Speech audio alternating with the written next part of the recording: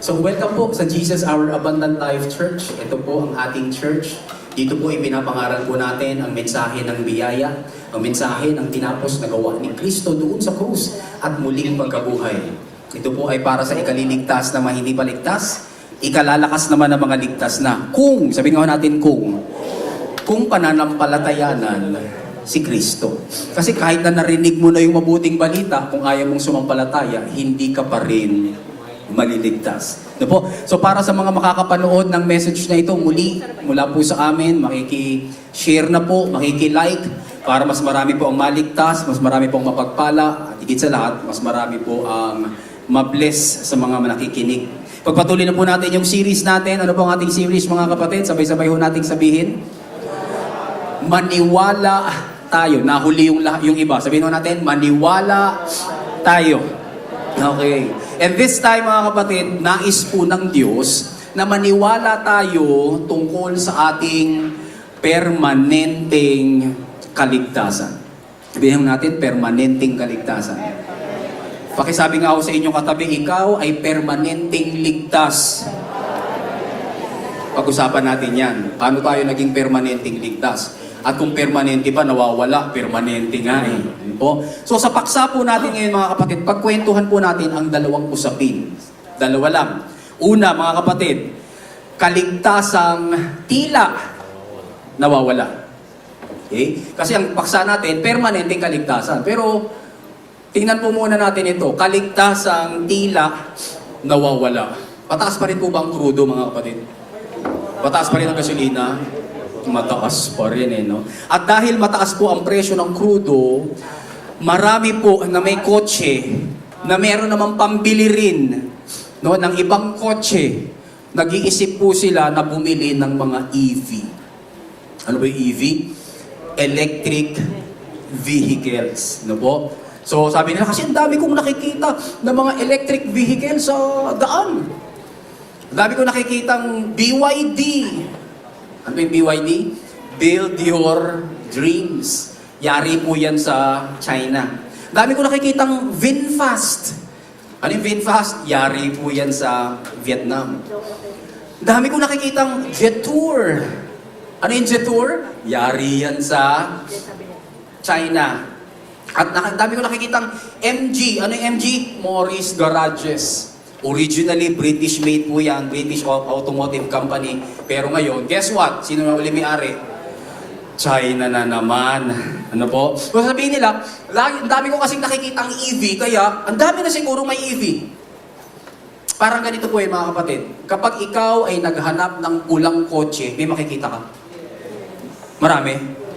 Yes. Kasi sabihin mo sa katabi mo, makikita mo ang hinahanap mo. Tama ba mga kapatid? Makikita mo ang hinahanap mo. O hindi mo naman hinahanap, hindi mo makikita. Therefore, kapag ka naghanap ka ng EV, makakakita ka ba? Pag nakahanap ka ng BYD, makakabilang ka ba ng VinFast, makakabilang ka ba ng MG, makakabilang ka. Bakit? Sapagkat makikita mo ang hinahanap mo. Amen, mga kapatid? Pagdating po sa kaligtasan, ganun din. Makikita mo rin ang hinahanap mo. Kapag ang isang Kristiyano ay naniniwalang nawawala ang kanyang kaligtasan, makakakita po siya ng mga verses na tila nagsasabing nawawala nga ang kaligtasan. Pag nagpasya siya ng Bible, nakakita siya, itong verse na ito parang nagtuturo o tinuturo nito na nawawala ang kaligtasan. Kasi nga, makikita mo ang hinahanap mo. So, ang isang verse po mga kapatid na nakita at ginagamit po ng mga naniniwalang nawawala ang kaligtasan nila ay ang Galatians chapter 5, verse 4. Sabi doon, sabi mo nga, Sino kausap ni Pablo? You who are trying to be justified by the law have been alienated from Christ. You have fallen away from grace. Aba, binabanggit sa talata, alienated from Christ. Sa Tagalog, napahiwalay kay Kristo. Aba, lalo na, binanggitin, fallen away from grace. Nahulog mula po sa biyaya. So parang tunog. Nawawala ang kaligtasan ng mga taga-Galasya. At kung nawawala ang kaligtasan nila, baka pwede rin mawala ang kaligtasan natin na nakikibasa lamang dun sa aklat ng Galatia. Ano ho? At kapag kinonsulta po natin yung modern usage ng fallen from grace, hindi rin po makatulong sa ating pagkaunawa ng phrase na ito. Bakit? Because when we hear sa balita na meron pong celebrity, meron pong artista, meron pong politiko, meron pong kilalang personalidad who has fallen from grace ngayon, typically mga kapatid, inilalarawan po nito ang isang taong maayos naman ang behavior, taong maayos naman ang pamumuhay, pero siya po ay nagkaroon ng iskandalo. Maayos ang pamumuhay niya, na-iskandalo siya dahil siya po ay nagdroga, no? Siya po ay nagnakaw ng pera, siya po ay nag-cheating, siya po mga kapatid ay hindi nagbayad ng buwis. So yung taong iyon na nakita po natin, ganda naman ang buhay niya, na maayos naman ang kanyang behavior. He now has fallen from grace. Yun ang ibabalita ngayon. Maling meaning. Bakit? Sapagkat para po sa aklat ng Galatians, ibang ibig sabihin ng falling from grace. Pakisabay po kayo sa akin. It means falling from the message of God's grace and falling toward the law. If you have fallen from something, you are going to fall into something. Tama po ba mga kapatid? Kapag ikaw ay nahulog mula sa taas, mahuhulog ka papunta saan? Sa baba. Kaya nang sabihin po mga kapatid sa aklat ng Galatians that you have fallen from grace, ibig sabihin, napapawalay ka sa mensahe ng biyaya ng Diyos. At ikaw ay nahuhulog sa kautusan. Kaya po binanggit din po ni Paul sa verse ang being alienated from Christ. O napapalayo, napapahiwalay ka kay Kristo. Isinulat po ni Pablo ang Galatians para sa iba't ibang uri ng mga tao noon. At meron din po na mga ganitong klase ng tao sa panahon natin ngayon. Sino-sino po itong mga sinulatan ni Apostol Pablo noon sa aklat ng Galatia na meron din sa panahon natin ngayon? Ang iba po, number one, ang iba po ay tumanggap na ng mabuting balita ng tinapos na gawa ni Kristo sa krus at muling pagkabuhay. Anong tawag mo sa isang tumanggap na? Sa isang sumampalataya na kay Kristo at nanalig sa tinapos na gawa ni Kristo sa krus at muling pagkabuhay. Anong tawag din mga kapatid? Ligtas. Believer. Kristiyano na. Ano po? So yun yung isang kinakausap ni Paul. Pero meron ding isang kinakausap si Pablo mga kapatid. Iba naman nakarinig na ng mabuting balita pero hindi pa rin po nila ito tinatanggap. Meron din po ba mga ganong klaseng tao ngayon? Nakarinig na, nabahaginan mo na ng salita ng Diyos, ilang beses mo na silang finalo up, no? Ilang beses mo na silang binahaginan, pero ayaw pa ring sumampalataya. Ano tawag doon?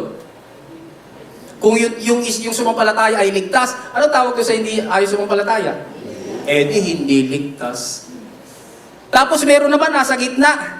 Ano po? Iba naman, naroon na sila sa gitna ng pagdidesisyon na paniwalaan yung finished work ni Jesus, paniwalaan si Jesus as Lord and Savior of their lives, kaya lang hinihila pa rin po sila ng sarili nilang gawa.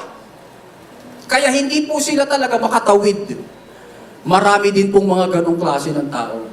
Minsan nasa church na natin, no? Pero pag uwi pala, may iba pa palang dadaluhan. Amen? Amen po ba mga kapatid? Aba na, intindihan mo na. Pero meron ka pa palang nasa puso. Meron ka pa palang tinatago-tago sa puso. Hindi ka tuloy makapagpatuloy. Ligtas o hindi? Eh, di parang questionable. Sabihin, hindi ligtas. Bakit? Eh, kasi nga, ayaw mo pang magpatuloy. Sabihin mo sa katabi mo, nandito ka na. Magpatuloy ka na. Amen ba kapatid? Magpatuloy na ho tayo, wala na pong atrasan. Ano ho? Kasi nga po, mga kapatid, yung pagiging matuwid ay hindi po sa magitan ng kautusan. Ang pagiging matuwid ay sa magitan po ng pagsampalataya lamang kay Kristo doon sa krus ng Kalbaryo at sa kanyang muling pagkabuhay. Paul was speaking, balik nga po natin si Sir Vance yung verse. Paul was speaking to those, sino yung you? Those who are what? trying to be justified by the law. So may kausap si Paul.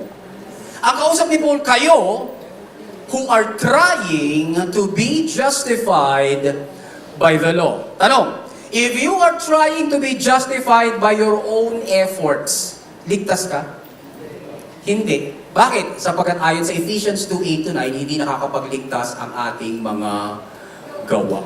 Ang nakakapagligtas lamang ay ang pagsampalataya kay Kristo. Pagsampalataya sa biyaya ng Diyos. So Paul was speaking here sa verse 4 na itinuturo po ng iba na nawawala ang kaligtasan. He was talking to those who are trying to be justified by the law. Kaya nga po, dinugtong na niya, if you're trying to be justified by the law, you are alienated from Christ. Napapalayo ka kay Kristo. Sa, mga kapatid, napansinin natin na hindi si Kristo lumalayo sa iyo. In fact, siya nga po ay nagkatawang tao. Naparito nga siya sa mundong ito. Siyang lumapit.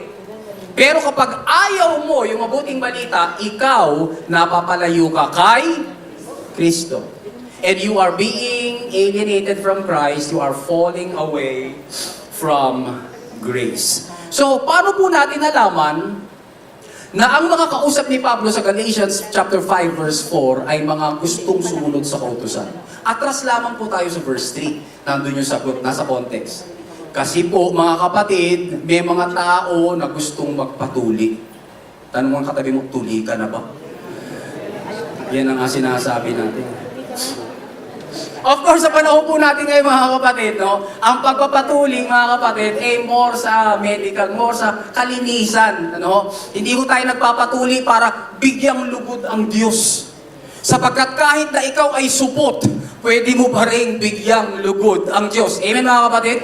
Hindi yan sa pagpapatuli. Pero magandang magpatuli. Amen mga kapatid? O tara, habol na tayo, Pastor James. Tama-tama, summer ngayon. Ano? Habol na po tayo mga kapatid, kahit makunat-kunat na. Paano po natin nalaman mga kapatid na they were trying to be justified by the law? Yun kasi, gusto po nilang magpatuli para magbigyang lugod si God. Ano sabi doon? Narito muli ang aking babala. Tanong mga kapatid, kapag ba si Pablo nagbabala, ibig sabihin, may danger? Yes. Kung ligtas na ba, bababalaan mo pa yan?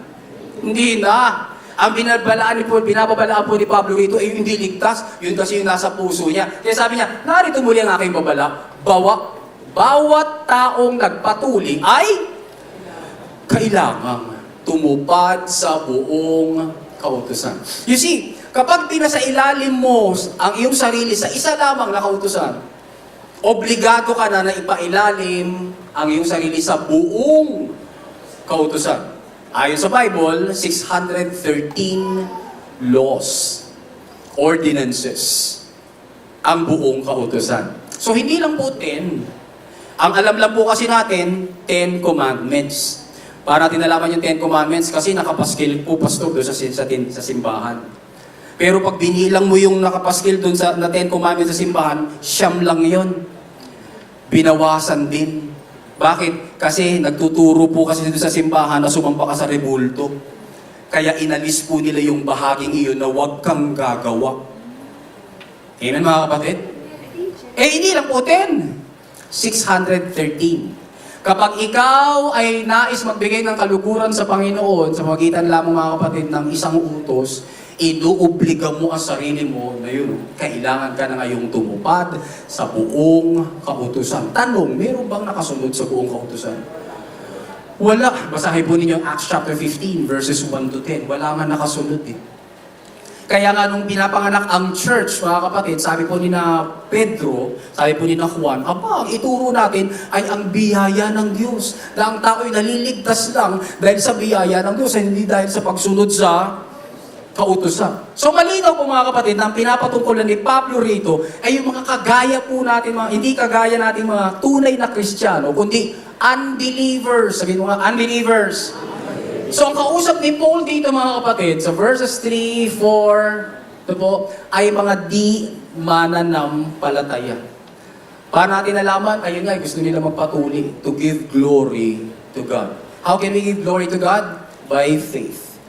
By believing. Sapagkat ang tinatanggap lamang po ng Diyos ay pananampalataya. Doon lang po nalulugod si Lord. Hebrews chapter 11 verse 6. Without faith, it is impossible to please God. So how can you please God? With faith. So yun lamang po, pananampalataya. Yun lang hinihintay sa atin ng Diyos.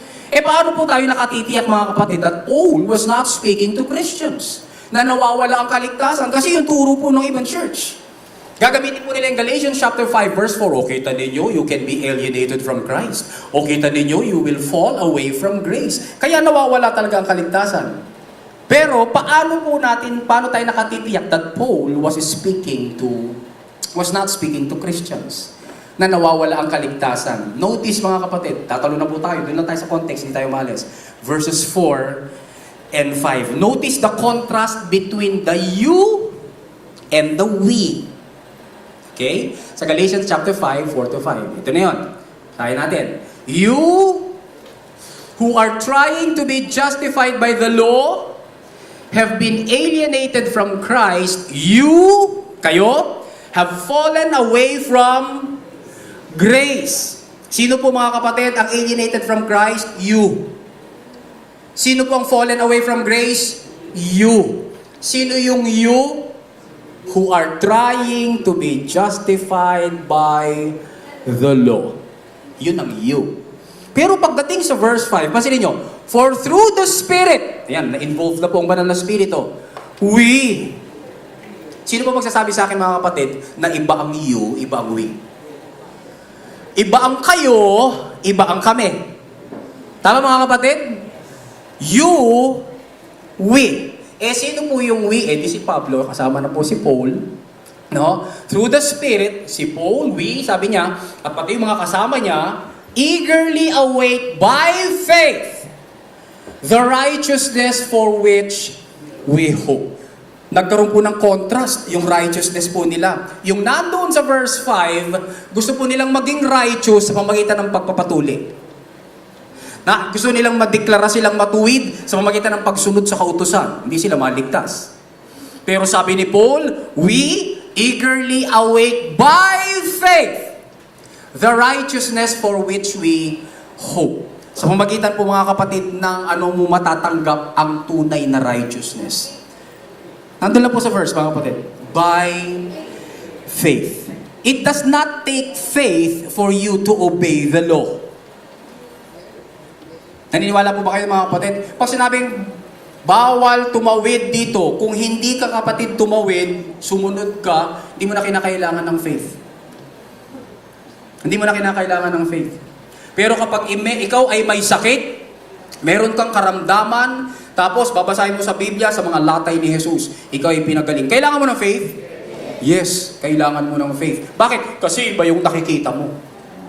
Iba yun sa pagtawid, kitang-kita ko yung pedestrian lane. Hindi ko na kinakailangan manampalataya.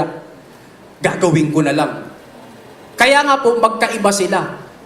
No po? Yung kautusan at saka po yung walking by faith. Sabi mo sa katabi mo, and you are a faith person. Ikaw ay tao ng pananampalataya. Bakit? Kasi nga, pananampalataya ang hiningi sa iyo ng Diyos. Amen mga kapatid? Kaya iba po yung you, iba po yung we. Yung you, alienated sila from Christ. Paano natin malaman mga kapatid na hindi po sila ligtas? Kasi po yung word na alienated is from the Greek word katargeio. Na ang ibig sabihin po ay to render entirely idle. To be completely inoperative, of no effect, useless. Sa madaling salita, ang mga taong nagpupursiging maligtas sa pamamagitan ng effort nila, gawa nila, performance nila na tumupad sa kautusan ni Moises ay alienated. Magiging rendered entirely idle. Walang kabuluhan. Kaya kapag ikaw umaasa ka sa iyong gawa, walang kabuluhan yan kapatid. Hindi ka maliligtas. Samantalang ang dali-dali namang sumampalataya na lang. Amen mga kapatid? Ano mas mahirap? Gumawa, manampalataya. Manampalataya. Ano mas mahirap mga kapatid? Magluto mga kapatid ng isang course o kumain ng isang course?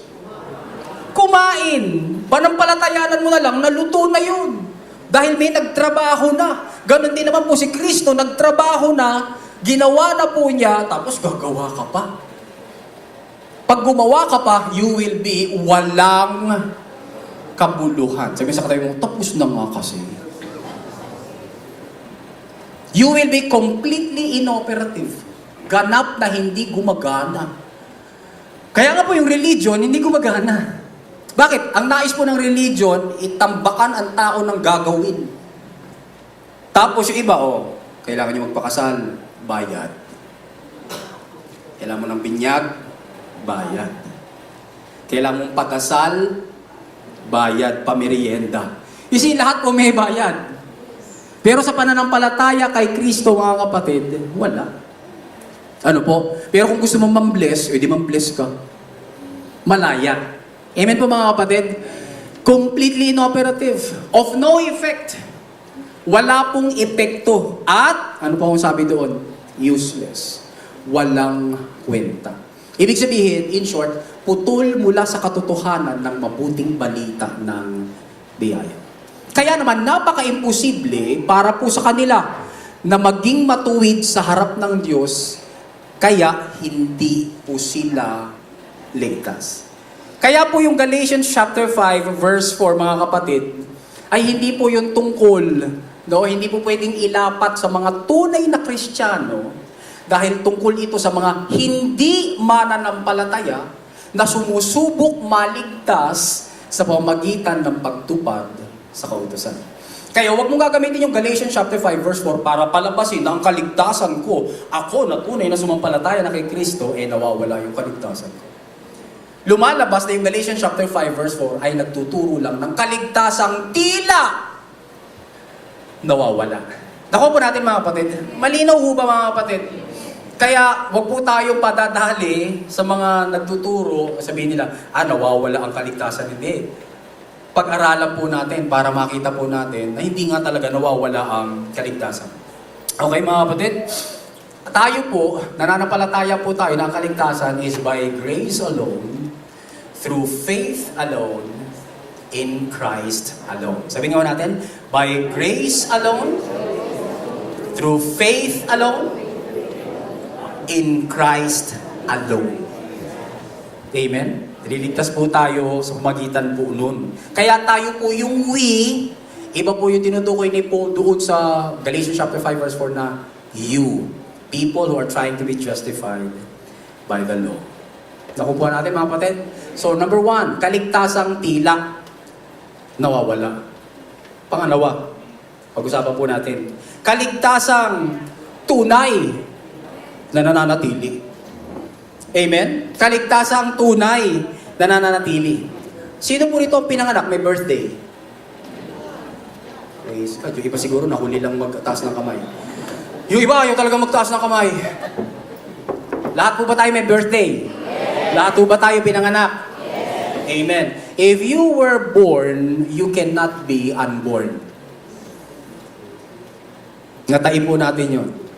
Kapag pinanganak ka na, hindi ka na pwedeng hindi pinanganak. Amen? Sapagkat once na ipinanganak na yung baby yan, that baby cannot be unborn. Kaya nga po, meron po mga kapatid na ang gusto lang ay sarap, pero nung nabuntis na, ayaw nila ng hirap, ayaw nila ng responsibilidad, ano gagawin? Ba, pagod ba yan? Magbayad na lang tayo. May kilala ka ba? Kahit na ano, kahit mangkukulam. Pa-abort lang natin. Bakit po pinapa-abort? Doon pa lang sa tiyan mga kapatid. Because once you are born, you cannot be unborn. Pag yan, nilabas na, responsibilidad na yan. Pag nilabas na yan, gatas na. Pag nilabas na yan, lampin na. Pag nilabas na yan, papaarali mo na. Ayaw ko. Tapos di naman kita mahal. Na one night stand lang tayo, nadali lang tayo ng tanduay. Ano po? Ewan ko ba naman, uminom tayo nun, ang ganda-ganda mo kagabi. Ano? Tapos may mga lights pa, may strobe lights pa. Ang ganda-ganda po. Yun. Kaya ngayon, nagkaroon po ng, parang nakalunok ng ng pakuan. No? Kasi pag nilabas mo na yon, responsibilidad mo yun. I-abort natin. Because we know, once you are born, you cannot be unborn. Kung totoo po yun mga kapatid sa physical, totoo rin po ba kayo kaya iyon sa spiritual? Now once you are born again into the kingdom, hindi ka na pwedeng ma-unborn again. Ama mga kapatid, kapag ikaw pinanganak ka sa espiritu, pinanganak ka na sa kaharian ng Diyos, hindi na babawiin yun. Why mga kapatid? Because God does not unchild His children. God does not unchild His children. Hindi ka itatakwil ng Diyos once na ikaw ay naging anak na niya. Amen mga kapatid? Minsan tayo mga tao, pwede pa tayo magtakwil. Ano po? Kapag yung mga makakabalita po tayo, mga magulang, no? Binubura na kita sa aking alaala. Binubura na kita sa family tree. Wow. Nagtakwil na. Pero si God hindi po mga kapatid. Because God does not unchild His children. Ang bagong tipan mga kapatid ng biyaya, punong-puno po ng ebidensya ng permanenteng kaligtasan.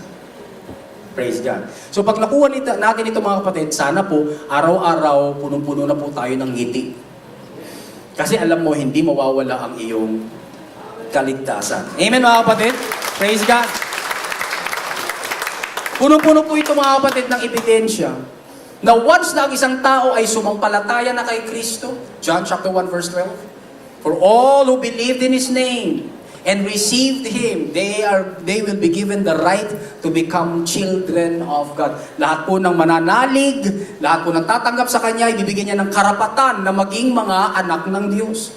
Of course, alam na natin in John chapter 3 verse 16, for God so loved the world, what that He gave His only begotten Son, that whoever what?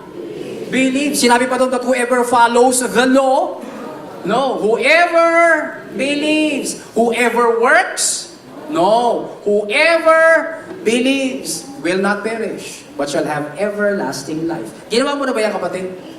Kung ginawa mo na yan kapatid, palakpakan natin si Lord, ligtas ka na. You have been born again into the kingdom of God.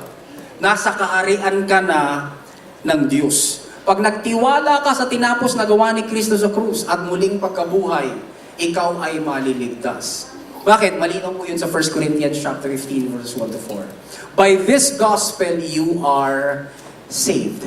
Kapag nanampalataya po tayo na si Kristo po ay namatay, si Kristo ay nilibing, si Kristo po ay nabuhay na magmuli, we are saved. Nananatili po ang kaligtasan ng isang lehitimong anak ng Diyos. Hindi binabawi ng Diyos ang kaligtasan ng isang talagang mananampalataya. Amen mga kapatid? At malinaw po yan sa Biblia. Basahin nga po natin. Hindi mawawala ang kaligtasan ng isang totoong Kristiyano. Pangalawa, nananatili ang kaligtasan ng isang lehitimong anak ng Diyos. Number 3, hindi binabawi ng Diyos ang kaligtasan ng isang talagang mananampalataya. Napansin niyo mga kapatid, nilagay ko doon yung totoong Kristiyano, lehitimong anak ng Diyos, talagang mananampalataya. Bakit? Meron ba kasing nagkikristyanuhan? Yes. No? Hindi naman sumasampalataya kay Kristo, tatawagin nila sarili nilang Kristiyano. Bakit? Meron ba kasing hindi lehitimong anak ng Diyos? Yes, may mga naniniwalang, lahat ng tao ay anak ng Diyos. Kahit hindi ako sumunod sa Diyos, anak daw siya ng Diyos. Bakit? Ba't natin nilagay may talagang mananampalataya? Meron ba kasing peking mananampalataya? Yes, no po? Sila po ay hindi ibanghilista, sila po ay ibanglihista. Napalihis po sila. Ano po? Kaya dinugtong ko po yun. Once you believe, totoo ka ng Kristiyano. Once na nampalataya ka na kay Kristo, ikaw ay lehitimong anak ng Diyos. Walang makaka-question sa iyo nun. At ang ganda ng mga pangako ng Panginoon sa mga tunay na anak ng Diyos. Tingnan niyo po. Sa Luke chapter 20 verse 36, si Jesus po mismo ang nagsasabi na ang bagong buhay na mayroon tayo ay eternal. Mga kapatid, pag eternal ba, mga kapatid, napuputol yan? Lalabas na sinungaling si Jesus kapag nangako siya ng eternal life, tapos nawala yung eternal life, di hindi na eternal life. Tama mga kapatid? Dyan ang linaw-linaw, mayroon tayong eternal life. Hindi temporary, at sabi doon sa verse, hindi tayo mamamatay. Pastor, hindi tayo mamamatay. Hindi, mamamatay naman tayo physically. Pero kapag tayo po ay binuhay ulit ng Panginoon, hindi na tayo mamamatay. Sapagkat tayo po ay may bago ng Espiritu. All of us will die. But all of us, mga kapatid, not all of us will go to eternal life. Sino lamang po? Di yung sumampalataya lang kay Kristo. Next verse, mga kapatid. Sa John chapter 10, 28 to 29, binanggit po ni Jesus na walang makakaagaw sa atin sa mga kamay nila ng kanyang Ama. Malinaw po dyan sa mga verses na yan, na dalawa ang may hawak sa atin. Hawak tayo ni Jesus, ng kamay ni Jesus, yung kamay na napako sa krus. Then hawak din tayo, mga kapatid, ng kamay ng Diyos, yung lumalang ng langit at lupa. Sabi mo sa katabi mo, dalawa may hawak sa iyo. At nangangako po ang mag-ama na walang makakaagaw sa atin sa kanila. Pag may nakaagaw sa iyo sa kamay ni Jesus at sa kamay ng Ama, lalabas, mas malakas yun kay Jesus kaysa kay God the Father. Dalawa na nga may hawak sa iyo, naagaw ka pa. Mga kapatid, naagaw ka ng problema mo, naagaw ka ng pressure, naagaw ka ng stress, kaya nawala yung kaligtasan mo. Hindi kapatid. Pinakamatinding humawak ang Diyos. At dalawa ang nakahawak sa atin. Walang pagkabitaw. Hallelujah. Palakpan nga po natin si Lord. Praise God. 1 John chapter 5 verse 13 says, sinasabi sa atin ni John na pwede talaga tayong makatiyak. Sabihin natin makatiyak. Na mayroon tayong eternal life ngayon. Ang eternal life is not something na matatanggap mo in the future. Eternal life is something that you possess right now. Real time. May eternal life ka na. Pastor, di pa naman ako namamatay. No, kapatid. Ang eternal life ay hindi lamang tungkol sa haba ng buhay. Ang eternal life ay tungkol sa kalidad ng buhay. Kaya nga sabi ni Jesus Christ sa John chapter 10 verse 10, I give you life and that you may have it more abundantly. Kaya ang pangalan po ng church natin, hindi Joalc. Ang pangalan ng church natin, Jesus, our abundant life church. Kasi siya po yung tagapagbigay ng abundant life. Tignan mo yung buhay mo. Kung ligtas ka na, no, binigyan ka na ni Lord ng abundant life. Lakaran mo na yung abundant life na bigay sa iyo ng Panginoon. Amen? Next na verse. Ephesians chapter 1, 13 to 14. Selyado na tayo ng banal na Espiritu. Garantisado po tayo ng pamana natin sa langit. No? Meron pa rin bang nagsusulat ngayon, pumupunta pa tayo doon sa kartero, tapos nagdididila pa rin po ba tayo ng selyo? No? Para sa po yung selyo, mga kapatid? Bakit kapag sinabi, binigay mo doon sa ale, na sinabing padadala mo yan sa Pangasinan, siya nagdedetermine kung magkano. Bigay mo ng ganitong halaga. Tapos siya magbibigay sa iyo ng selyo nung halagang iyon. She is the one who determines kung makakarating yung sulat mo. Batay doon sa halaga nung selyo na dinilaan mo at ikinabit doon sa sobre. Tama mga kapatid? Sabi ng Bible, selyado ka na. May selyo ka na. Kapatid, kaya kung may selyo ka na ni Jesus, makakarating ka sa langit? Praise God. Sino nag-determine na makakarating ka sa langit? Yung Ama. Nung padala niya si Jesus Christ, nirig na po niya, inayos na po niya yung wiring para sa kaligtasan mo. Kaya nung sumampalataya ka, kapatid, ikaw ay tunay na makakarating sa destination mo. Ligtas ka kasi. Kasi nga, sabi doon, sabi-sabay nga natin sabihin, once sealed, always saved. Of course, ang alam natin, once saved, always saved. Pero mula sa talatang yan, makikita rin po natin, once sealed, pag ikaw silyado ka na, you are going to be Saved! Tiyak na tiyak ka na sa iyong kaligtasan. Tingnan mo ay katabi mo kapatid, na selyado na ng Espiritu Santo. Praise God. Selyado na yan. Romans chapter 11 verse 29, ang sabi doon, ang pagkatawag sa atin ng Diyos ay hindi niya babawiin. Si Lord, pag tumawag, hindi sabihin, ba't narito ka? Tinawag niyo po ako, Lord. Sorry, hindi kita tinatawag. Nagkamali ako, hindi kita tinatawag. Ang hinahanap ko yung sumusunod sa kautusan. Hindi mga kapatid, pag tinawag ka ni Lord, hindi niya na ito babawiin. In fact, pag binasa niyo po yung context niyan, Romans chapter 11, 29, po, safe na safe talaga tayo sa pag-iingat ng Diyos. Because God's calling are irrevocable.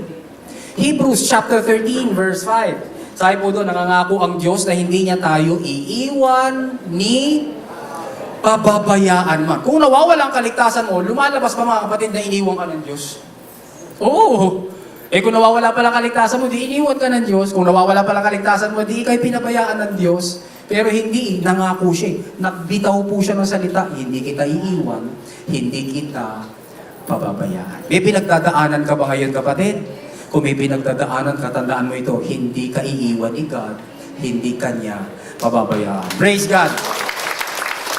Kaya nga napag-aralan na ho natin, kahit saan tayo pumunta, ilang ka?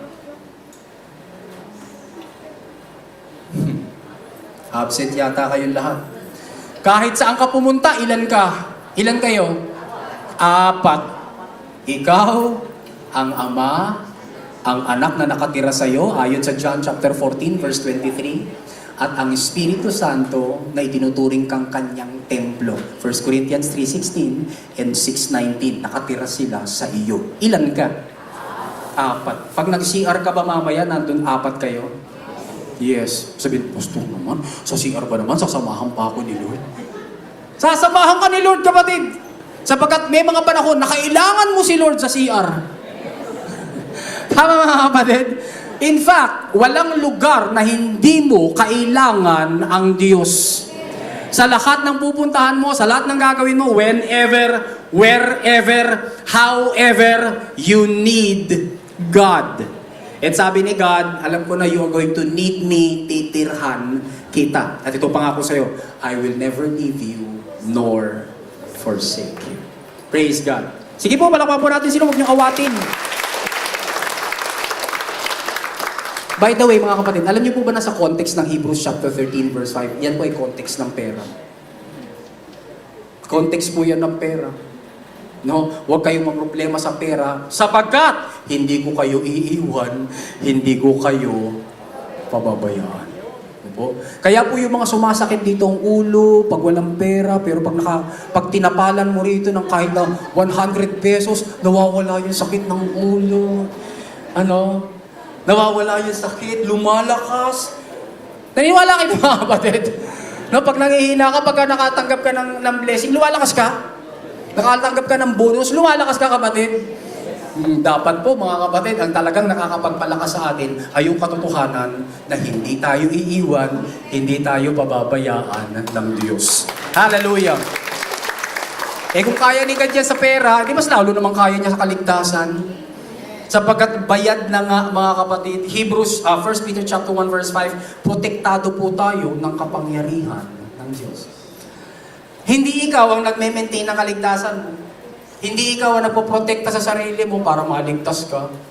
Si God ang nagpoprotekta sa iyo sa magitan ng kanyang kapangyarihan. Tanong, who is more powerful, you or God? God. Tama mga kapatid?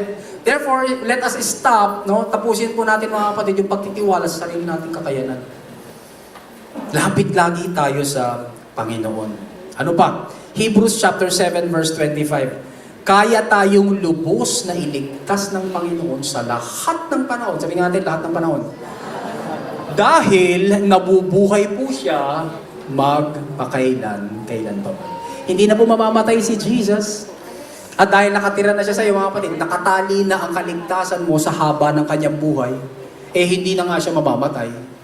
So therefore, ikaw ay tiyak na ligtas. Kaya naman, ang dami po kasi talata niyan Marami po yan sa Bible. Pero, Nagbigay lang po tayo ng ilan. Kaya naman sa John chapter 6 verse 39, buong katiyakan, buong kumpiyansa na sinabi ni Jesus, buong confidence na sinabi ni Jesus na hindi niya maiwawala tayong mga ibinigay ng kanyang Ama sa Kanya. Napag-usapan natin 2 weeks ago mga kapatid, na ikaw ay regalo ng Ama kay Jesus. Kasi sabi ni Jesus, Lord, O Father, I also pray for those you have given me. Dalangin ko rin, Ama, ang mga ibinigay mo sa akin. Sino nagbigay? Ang Ama. Kanino binigay? Kay Jesus. Sino ibinigay? Ikaw. Ulitin nga ako natin, sabi mo sa katabi mo, regalo ka ni God the Father kay Jesus. Galing ano? Ang sarap nun. No, yung maisip mo na, regalo pala ako ng Ama. Yung itsura kong ito, yung mga pinagdaanan ko, napag-isipan pa ng Diyos na iregalo ako ng Ama kay Jesus. Kaya sabi ni Jesus, lahat daw ng iniregalo sa kanya ng kanyang Ama, hindi daw niya iwawala. Amen mga kapatid? Sabi mo nga sa kapatid mo, hindi ka iwawala ni Lord. Hindi ka iwawala ni Lord. No? Kahit na minsan mga kapatid, parang tayo ang nagwawala. Parang minsan mga kapatid, tayo po yung gustong mawala. Pero nangako si Jesus, hindi kita iwawala. Totoong tayo ay may permanenteng kaligtasan. Sabay-sabay nga ako nating sabihin. Totoong tayo ay may permanenteng kaligtasan. Anong application nun sa atin mga kapatid? Kung ang kapatid mo pala ay hindi mawawala, kung ang kaligtasan pala ng kapatid mo, no, kung ang kapatid mo pala, ang katabi mo pala ngayon, pinatawad na ni God, nilinis na ni God, binago na ni God, pinawalang sala na ni God, idiniklara na niyang matuwid. Kung gano'n na pala ang kapatid mo, kapatid, no, ang kapatid natin, wala pong karapatan. Sabihin natin sabay-sabay, walang karapatan. Walang karapatan ang sino man po sa atin na pagbalik-balikan pa ang naging nakaraan, kasalanan, kahinaan at kakapusan ng iba. Amen mga kapatid? Sa church po natin, let this church be a healing church. Amen mga kapatid? Na hindi nagbabantan, alam mo ba yung kapatid natin yun, dati yung ano? Alam mo ba yung kapatid natin yan, ganyan? Alam mo ba, ba't ka sumasama dyan? Alam mo bang ganyan yan? Mga kapatid, pagka ganun po mga kapatid, hindi ko yun makadiyos. Yun po ay makademonyo. Bakit po makademonyo? Sapagkat ang trabaho po ng Diablo mga kapatid is to accuse. Ang trabaho po ng Diablo ay manira, mangwasak. Hindi po yung trabaho ng Diyos. Kung tayo po ay anak na ng Diyos, alam po natin yung sinasabihan po natin na kapatid natin, hindi nga mawawala ang kanyang kaligtasan. Love nga siya ni God Iniibig nga siya ng Diyos Pinatawad nga ng Diyos yung kanyang mga kasalanan Isinaayos na nga siya ng Panginoon, binigyan na nga siya ng bagong puso Binigyan na siya ng bagong espiritu. Tapos, eto po tayo, sabihin po natin, alam mo bang yung kapatid natin, yung ganyan yan. Hindi po yun sa Diyos, mga kapatid. Yun po ay sa Diablo. Sabihin natin sa katabi natin, ititigil ko na. Ako na una nagsabi, ititigil ko na. Itigil natin, mga kapatid. Amen, mga kapatid? Hayaan po natin magsama-sama po tayo ng walang condemnation. Magsama-sama po tayo, sabay-sabay po tayong lumalago. Na ang tinitignan po natin mga kapatid, hindi yung mga nakaraan nating pinatawad na naman ng Panginoon, kundi yung po magandang kinabukasan na ipinapangako sa atin ng Diyos. Hallelujah! Bakit po? Kasi love tayo ni God. So kung nasa atin si God, hindi dapat dumaloy din po sa atin yung love niya. Para po sa ating kapatid. Now, lilinawin po natin, hindi yung kapos natin at kulang-kulang na pangako sa Diyos ang nagpapanatili ng ating kaligtasan. Hindi po yung kapos nating dedication o yung pabago-bago po nating commitment o yung unfaithful nating promise-keeping ang nagpapanatili ng kaligtasan natin. Bakit? Nililinaw po kasi ng aklat ng Hebrews ang kabaligtaran.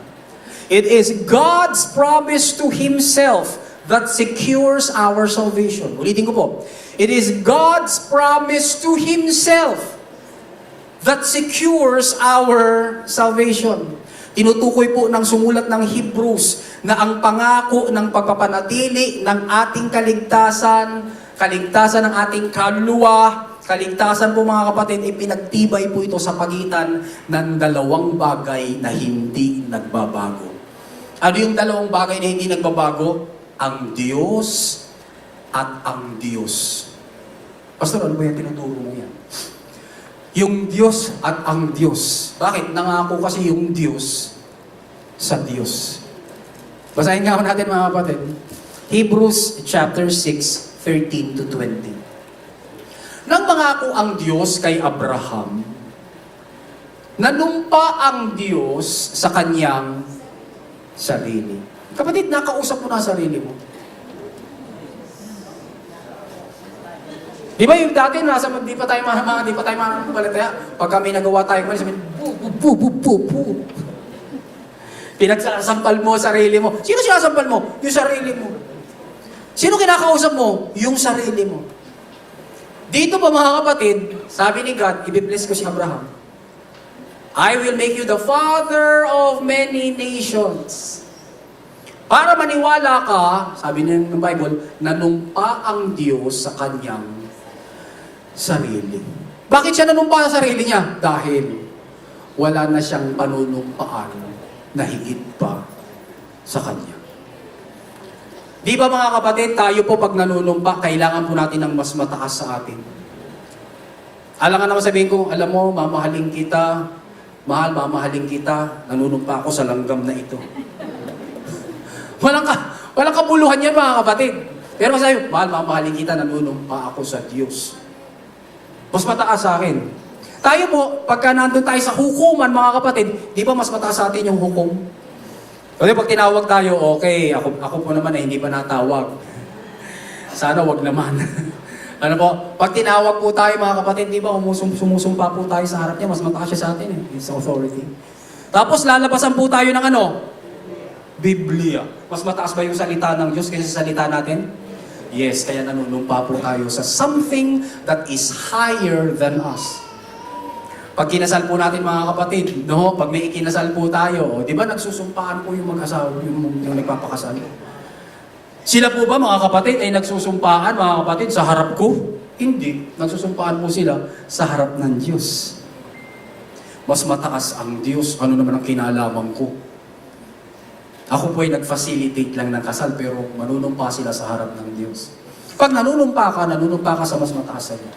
So si God, nang sabihin niyang, I'm going to bless you, Abraham, naghanap si God. Kanino kaya ako makasumpa? And of course, alam naman ni God no, na wala nang ibang mas mataas sa Kanya. Kaya sabi ng Bible, nanumpa ang Diyos sa Kanyang sarili.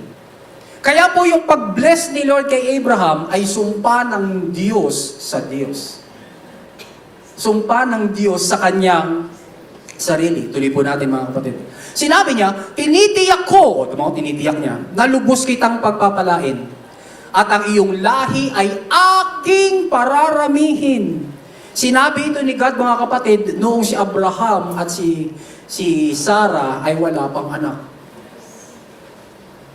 At si Sarah po ay baog. Ano po? Kaya kapag pinangakuan ka, baog nga ako, Lord. Paano naman po pararamihin mo yung aking mga anak? Kaya nanumpa ang Diyos. Huwag ka tumingin din sa iyong pantog.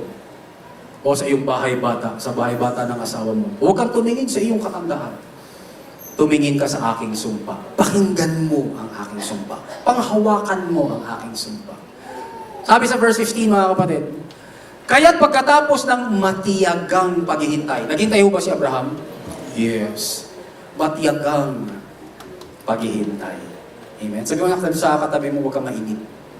Kasi baka mamaya merong kinakausap si Lord dito, meron kang hinihintay-hintay. Ang kulang lang pala sa iyo, matiyagang paghihintay. No? Let us be patient in waiting. So sabi doon, pagkatapos ng matiyagang paghihintay, tinanggap ni Abraham ang ipinangako. Galing, no? Next. Nanunumpa ang mga tao sa harap ng higit na mataas sa kanila. Ito yung sinasabi ko kanina. At ang sumpang binitawan bilang katibayan ay nagpapatibay sa bawat usapin. Kaya nga kinakailangan minsan ng oath kasi nga nais po natin makatiyak. At pag nag-oath o pag nanumpa o, nagpapatibay yan sa bawat usapin. Sa mga bata, text na. Cross my heart. Ano ba? Hope to die. Ano? Mamatay man ang aking may ganun pa. Ano? Dahil may gusto siyang patunayan. Kasi nga, yung mga sumpa ay katibayan mo nagpapatibay ng bawat usapin. Next verse. Kaya, noong ninais ng Diyos na ipakita sa mga tagapagmana ng pangako na hindi maaaring mabago ang kanyang layunin, pinagtibay niya ito sa pagitan ng isang sumpa. Sumumpa si God. Nangako na siya, sumumpa pa siya. Next. Hebreo 6:18, sabi doon, mula po sa Filipino Standard Version, hindi maaaring magsinungaling ang Diyos. Kaya babalikan natin, kung nanumpa ang Diyos sa sarili niya, nagsinungaling ba siya? Hindi. Tungkol sa dalawang bagay na ito. Ano yung dalawang bagay na yun, mga kapatid? Ang kanyang pangako at ang kanyang sumpa. Yung pangako niya kay Abraham na, I'm going to make you a father of many nations. No? At isinusumpa ko, mangyayari yan, sabi ni God. At dahil sa dalawang bagay na ito na di mababago, ano yung hindi mababago? Pangako at sumpa. Bakit naman hindi mababago? Sino kasi ang gumawa? Ang Diyos. Pinangako niya, sinumpa niya sa sarili niya. So parang dalawa po yung mga kapatid. Yung pangako, yung sumpa, hindi yan mababago. Bakit? Nakabatay kasi yan sa nangako. Amen mga kapatid? Kaya po, kung yung nangako ay mapanghahawakan, aba, ilista mo na yung pangako at sumpa ng gumawa. Kaya sabi po doon, at dahil sa dalawang bagay na ito na di mababago, tayong nakatagpo ng kanlungan. Lumipat sa atin ngayon ang mga anak ng Diyos. Galing siya kay Abraham. Nangyari ba yung kay Abraham, mga kapatid? Naging father of many nations ba talaga si Abraham? Yes, therefore, dahil dun sa sumpa at pangako ng Diyos sa kanyang sarili, tayo ngayon na iniligtas niya, mga kapatid, nakatagpo tayo ng kanlungan. Magkakaroon din tayo ng lakas ng loob. Hindi pagdududa, hindi pagdadalawang isip, kundi lakas ng loob na ano? Panghawakan ang pag-asang nasa ating harapan. Ano pinangahawakan mo, kapatid? Pangako mo sa Diyos o pangako ng Diyos at sumpa ng Diyos sa iyo? Therefore, mga kapatid, mapanghahawakan mo ba talaga to? Yes. Kung sinabi ng Diyos, ligtas ka magpakailanman, meron kang permanenteng kaligtasan, hawakan mo na yan. Yan ay totoo. Hallelujah. Yan po ay totoo. Bakit sumumpa si God eh? Tingnan niyo po, tuloy po natin. Taglay natin. Yan. Pumapatungkol na po sa atin ngayon. Galing kay Abraham, napunta na sa atin. Taglay natin ang pag-asang ito bilang tiyak at matibay na angkla. Alam po natin, mga kapatid, na yung mga nagbabarko rito, kapag ka po yung angkla, sinlaki ng toothpick, paano pa naman yan? Kaya ang lalaki po ng angkla. Gaano po kabibigat ang mga angkla? Wala ko ima. Baka alam po ni Brother Raymond. Gaano kabigat ang mga angkla? Na kapag yan binabapong gano'n, mga kapatid, at ikaw ay napasama sa lubid, hiwa, ay ikaw ay ano, magiging dalawa, magiging manananggal ka. Bakit? Sa sobrang higpit nung tension mo, dahil ang bigat nga kasi nung angkla. Para saan yung angkla? Para hindi na gumalaw yung barko. Pag siya po ay sabi ko sana nakaparada eh. Nakadaong. Ayun. Ano po? Ganun din po rito. Yung pong sumpa ng Diyos, yung pangako ng Diyos, mga kapatid, nagbunga po yun ng isang pag-asang pwede nating hawakan. At yung pag-asa ngayon, mga kapatid, ang ating tiyak at matibay na angkla. Ng ano? Ng ating kaluluwa tungkol sa ating kaligtasan.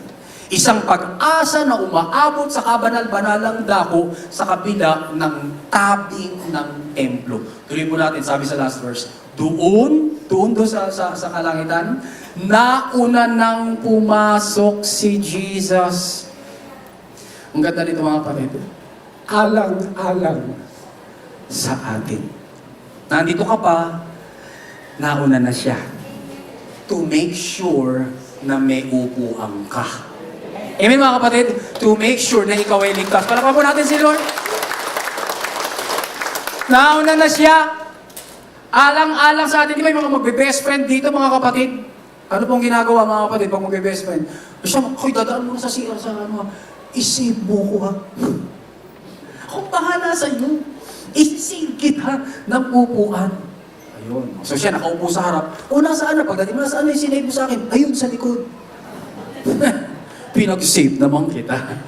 Ano po? Si Jesus parang ganun din. Uuna na ako ha. Kasi I've already finished the work. Okay na, wala ka nang alalahanin. Uuna na ako. Pagpasok ko doon, ang pagpasok ko doon ay hindi para sa aking sarili lang. Ang pagpasok ko doon ay alang sa iyo. Hallelujah. Ara sa atin. Sarap, no? Kaya nga po pag binubulay-bulay mo yan, kapatid, Lord, salamat po mga Panginoon, na ano man yung pinagdadaanan ko ngayon, lahat ng ginawa mo, alang-alang sa akin. Bakit? Sabi doon, yamang siya ay naging kataas-taasang pari. Pakailanman, ayon sa pagkapari ni Melchizedek. Kaya, naniniwala mo ba tayo meron tayong permanenteng kaligtasan? Yes. Bakit? I-summarize lang po natin. Number 1, nanumpa ang Diyos sa kanya sarili. Hindi siya nanumpa sa iyo. Nanumpa ang Diyos sa sarili niya. Number 2, nung nanumpa ang Diyos, hindi siya nagsisinungaling. Hindi sinungaling ang Diyos at ang kanyang sarili. Ang Diyos at ang Diyos. Number 3, hindi nagbabago ang Diyos at ang kanyang sarili. Pati na ang kanyang pangako, pati na yung sumpa tungkol sa ating kaligtasan at pagpapala. Kung tayo po, ang paniwala po natin, nawawala yung kaligtasan natin kasi nga nakasentro po tayo sa ating sariling gawa o kay lungkot na buhay Kristiyano. O kay lungkot na pakikipagrelasyon sa Diyos. Pero kung nakabatay po tayo sa kakayanan ng Diyos na hawakan tayo at hindi niya tayo bibitawan, o kay sarap, o kay panatag ng ating pakikipagrelasyon sa Diyos. Number 4, ang mga ito ang ating kanlungan na nagbibigay sa atin ng lakas ng loob na panghawakan ang pag-asang nasa ating harapan. Number 5, mayroon na tayong tiyak at matibay na angkla ng ating kaluluwa. Sabihin nga natin, totoong tayo ay may permanenteng kaligtasan. Gibain po natin mga kapatid yung ating mga matatabang utak. Ang ilan po kasi sa mga pinaka-common at persistent nating mga tanong, laging may kinalaman sa pagdududang baka mawala nga yung kaligtasan natin. Baka hindi po ito permanente. Nakasentro po kasi tayo sa mga posible nating magawa na maaring makadisgrasya ng ating kaligtasan. Kaya nagtatanong tayo, paano kung ang isang Kristiyano nag-suicide? Ligtas pa kaya sir? Paano kung ang dalawang Kristiyano nag-divorce? Ligtas pa kaya sir? Paano kung ang isang Kristiyano ay may nagagawang kasalanan paulit-ulit, di na siya nakaalis doon sa kasalanan iyon? Yung iisang kasalanan, yung dalawa, yung tatlong kasalanan yun, laging yun na. Ligtas pa kaya siya? Pansinin po natin mga kapatid, lagi po tayo nagtatanong, paano kung? Parang peste itong pabalik-balik na tanong sa atin. Paano kung? May tanong ako sa inyo mga kapatid. Alam na po ba ni God na noon pa aalalahanin natin itong mga tanong tungkol sa paano kung? Alam na ba ni God noon pa na magtatanong ka ng paano kung? Oo, alam na niya. At sinulusyonan na po ni Lord ang mga ito mga kapatid sa magitan ng tinapos na gawa ni Kristo doon sa krus at muling pagkabuhay. Ang gagawin na lang po natin, iaangkla po natin yung ating mga pananampalataya sa kanyang pangako at sa kanyang sumpa. Sabi mo sa katabi mo, hindi ka kasama. Hindi ka naman kasi kasama sa usapin. So bilang mga mananampalataya na kay Kristo magpakailanman, no, ang mga tanong po natin tungkol sa paano kung, tungkol sa mga pwede nating magawa, wala pong kabuluhang usapan. Bakit walang kabuluhang usapan? Hindi ka naman kasi kaharap ng Diyos nung nangako siya eh. Ang kaharap ng Diyos, yung sarili niya. Nung nangako ang Diyos kay Abraham at nangako rin ang Diyos sa atin, sa teksto natin mga kapatid, no, at siya po ay sumumpa, ang kaharap niya yung sarili niya. Sabi sa katabi mo, hindi ako kasama. Kasi kung kasama ka kapatid, mangangailangan din ang Diyos ng sumpa mo. Mangangailangan din ng Diyos ng pangako mo. Which, alam po natin mga kapatid, hindi naman natin kayang ibigay. Kaya sabi ni God, Chupi, alis. Ang mag-uusap lang ako at ang sarili ko. In fact, sa Hebrews chapter 10, sila din ng kanyang anak magkausap. Kaya nga nung i-offer na ni Jesus Christ yung kanyang sarili dun sa krus ng Kalbaryo, no, sabi ni Jesus Christ, Lord, here I am. I have come to do your will. Ano yung will na gagawin ni Jesus? The finished work of Jesus. Amen? Kaya ang may usapan, yung ama at saka yung anak. E nabasa po din natin dyan mga kapatid, no, ang Diyos sumumpa sa kanyang sarili. Therefore, hindi po mga kapatid makabuluhan na pag-usapan yun. Bakit? Hindi kasi tayo kasama sa usapan. Usapin ito ng Diyos at ng kanyang sarili. Ang usapin ng permanenteng kaligtasan, usapin ng Diyos Ama at ng Diyos Anak. Ano lang hinihintay sa atin mga kapatid? Manampalataya. To believe. So sa halip na tanungin po natin ang mga sarili natin, paano kung magawa ko ang na nagbibigay tuloy sa atin ng pagdududa? Ano po? Bakit hindi natin itanong ang paano kung ginawa na ng Diyos ang? Yan ang magandang tanong. Paano kung ginawa na ng Diyos ang kumpletong pagpapatawad? Paano kung ginawa na ng Diyos na ikaw ay ideklara niya na matuwid? Paano kung ginawa na ng Diyos na ikaw ay gawin niyang banal? Paano kung ginawa na ng Diyos na ikaw ay bigyan ng bagong espiritu at bagong puso? Paano kung ginawa na ng Diyos na ikaw ay iupo niya doon sa trono sa kalangitan? At wala nang bawian. Paano kung ikaw ay pinangakuan na ng Diyos na hindi kanya iiwan o pababayaan? Mga kapatid, sa halip na magtanong po tayo ng paano kung magawa ko ito, which is hindi naman kasi tayo kasama sa usapan, ang itanong natin, paano kung ginawa na ng Diyos ang? Doon tayo mag-renew ng isip para tayo po ay pumanatag, tayo po ay pumayapa. Amen mga kapatid? Salamat po sa tatlo. Amen mga kapatid? Amen. Po? Kasi nga po mga kapatid, binanal na po tayo ni Lord.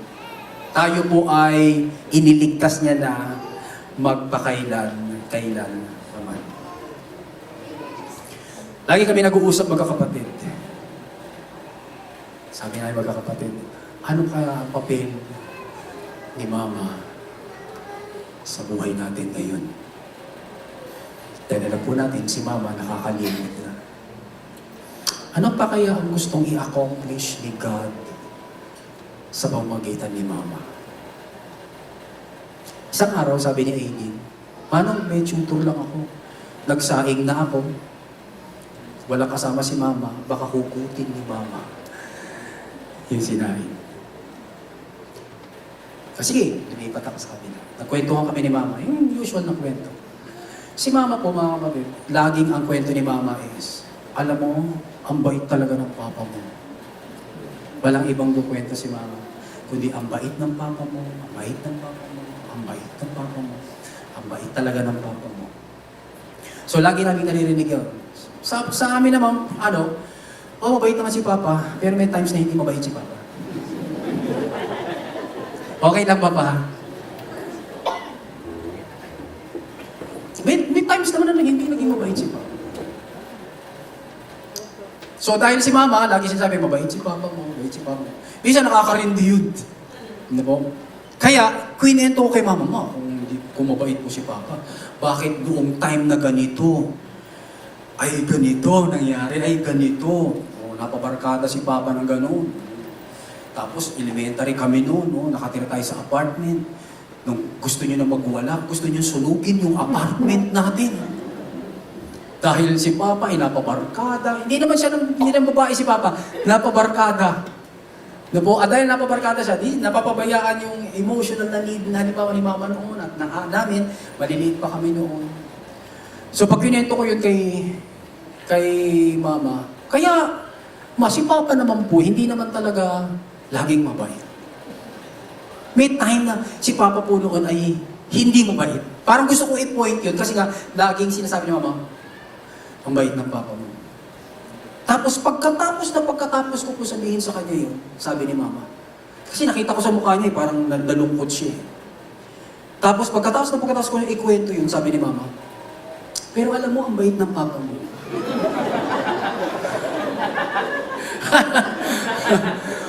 Pagkasabi ni Mama noon, kinausap ko ng Holy Spirit, yan ang papel ng Mama mo sa iyo ngayon. Si Mama, kaya niya po sinasabi, ang bait ni Papa kasi nalimutan niya na lahat ng pangit kay Papa. Ang naiwan na lang sa kanya, ang bait ng asawa niya. Sinasabi sa atin ni Jesus ngayon, kinalimutan ko na ang lahat ng iyong kasalanan, lahat ng iyong kakulangan, lahat ng iyong kakapusan, at wala akong sinasabi ngayon, kundi ang bait mo. Ikaw ay banal, ikaw ay matuwid, ikaw ay binago ko na. Hallelujah! Sabi ko kay Lord, si Mama nakakalimot siya. Dahil nga, yun na, may kalimot na po siya. Kaya narinig namin mabait si Papa. Meron siyang pagkalimot na. Pero ikaw, hindi ka nakakalimot, and yet, hindi mo inuulit-ulit sa amin yung aming kasamaan. There is now no condemnation to those who are in Christ Jesus. Sabi ng Romans chapter 8, verse 1. Hindi lalabas sa bibig ng Diyos na kinukundi na Kanya. Hindi lalabas sa bibig ng Diyos na uulitin niya yung iyong naging pagkakasala 20 years ago, o kahit kahapon, o kahit kanina. Walang ibang lalabas sa bibig ng Diyos, kundi ikaw ay Kanya, ikaw ay binago na niya, ang bait-bait mo. Amen mga kapatid? Hallelujah! Kaya, Ma, magsama pa tayo ng matagal. Ayaw ka pa namin mawala. Ayon sa kalooban ng Diyos.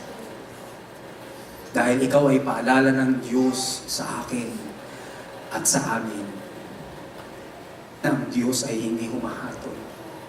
Na wala siyang ibang sinasabi sa atin, kundi binago na kita. Pagdating po na, kasi mga kapatid, sa behavior natin, may iniwan naman talaga si Lord eh. Binago niya na tayo, hindi naman niya tayo pinabayaan eh. Sabi sa Titus chapter 2, verse 11 to 14, sapagkat ang biyaya ng Diyos na nagbibigay ng kaligtasan ay inihayag na sa lahat ng tao. Naihayag na po ba mga kapatid ang biyaya ng Diyos? Yes. Natapos po ba doon ang biyaya ng Diyos? Hindi. Sabi doon, bagamat nagligtas na ang biyaya ng Diyos, sabi doon, ito ang nagtuturo sa atin na ano? Talikod ang kasamaan at makamundong pagnanasa.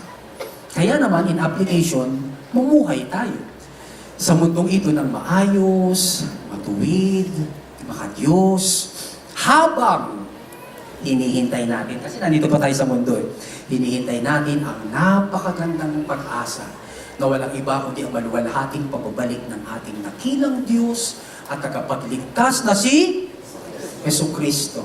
Yung mga nagtatanong, Diyos nga ba si Kristo? Ayan ang verse.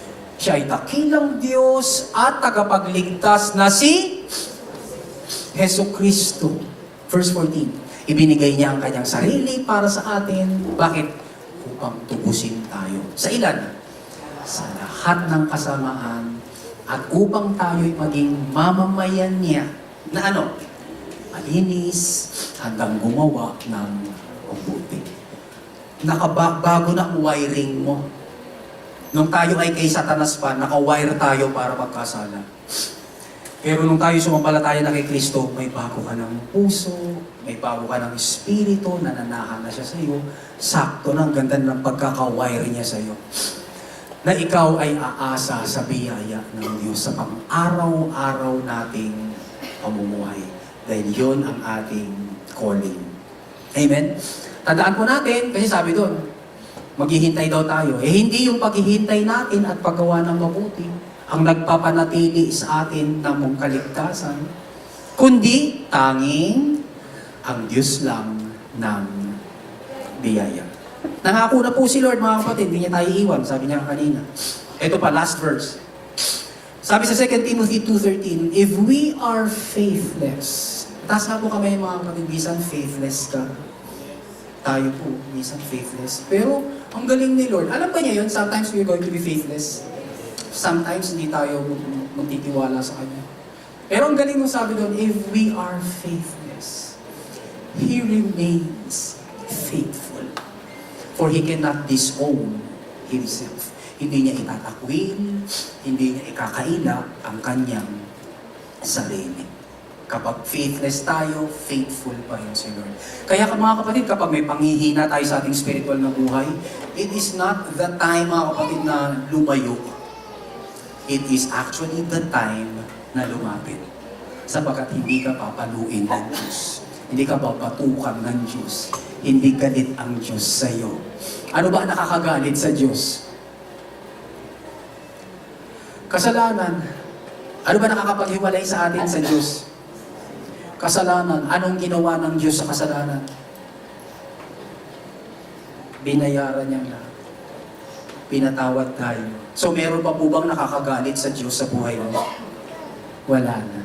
Sumunod tayo sa Diyos. Bakit? Binigyan niya tayo ng permanenteng kaligtasan. Take away, mga kapatid.